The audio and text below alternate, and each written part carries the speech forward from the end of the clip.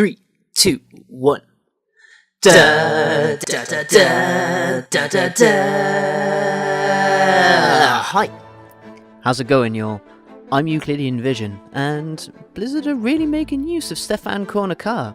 Yes, you would be interested in Doomfist, wouldn't you? We just got a new Maximilien teaser, seemingly from his interview with the Overwatch strike team, post-Storm Rising. A lot of really interesting things are brought up in this audio clip, but the main thing that's really brought up is that Doomfist will be in Singapore in 3 weeks' time. So, supposedly Doomfist will be in Singapore in 3 weeks. This 3 weeks thing very likely ties to the real world as much as it does the in-game world, as we should be seeing the anniversary event in about 3 weeks.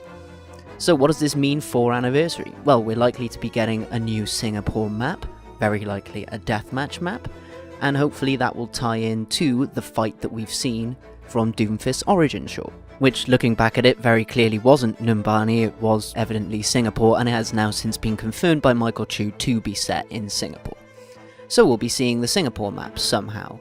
Does this mean we'll be getting up to like a full new extra lore event where we'll actually play through the Doomfist Overwatch strike team fight, maybe in more of a deathmatch style situation? As we saw, there was no Mercy present in the cinematic. Does that mean there's no healers? So is it more of an actual deathmatch scenario?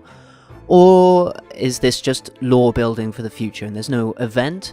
It's just tying the release of the map into an event that we're actually familiar with from the cinematic, but could that mean that we get a new comic or a cinematic to tie into events beforehand or afterwards to sort of flesh out an event we're already pretty familiar with?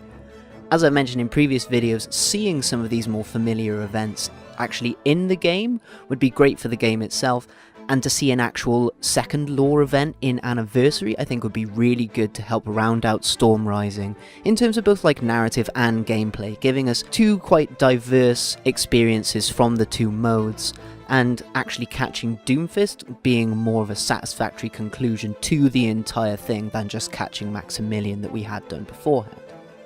Either way, this does really bode well for the future if they're willing to inject the lore into the game more so and more often, to help keep both things progressing alongside each other. For instance, could the map reveal to us that the location of the fight is far more involved with some of the other plot lines we have going on? For instance, the archaeological sites, or maybe something to do with the new Darth Reaper Omnic that we saw teased at the end of Storm Rising. Again, just a thought, as capturing Doomfist seems to be the obvious logical conclusion. Are they going to use this event to reveal a bit more about some of the connected storylines that we have? So I'm pretty psyched either way. I honestly really don't mind at this point if there's no event, if we do get some kind of development from the lore. Like my boy Max, even though he's a bit more cut and dry than I at least expected him to be, at least he's helping progress the overall story forward. Like, even if he never becomes a hero, even if there is no event here that features him or features the events that we know, at least using him in this way is helping pace the lore more evenly and reveal much more about sort of the goings on between Overwatch and Talon.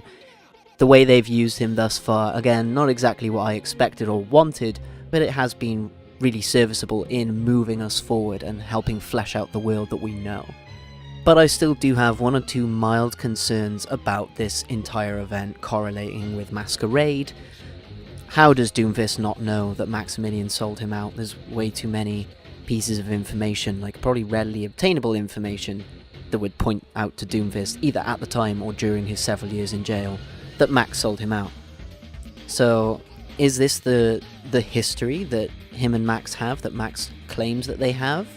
And are they both more far complicit in the whole thing than it seems? Or does he just not know? Despite having someone who deals very heavily in information as one of his core members of his new iteration of Talon. And also, what sort of favour is Max getting out of Overwatch? However, I understand that if I do you this favour, perhaps you will do one for me too. Like, shouldn't the favour be to go free and that's the only favour they were going to offer him in the first place?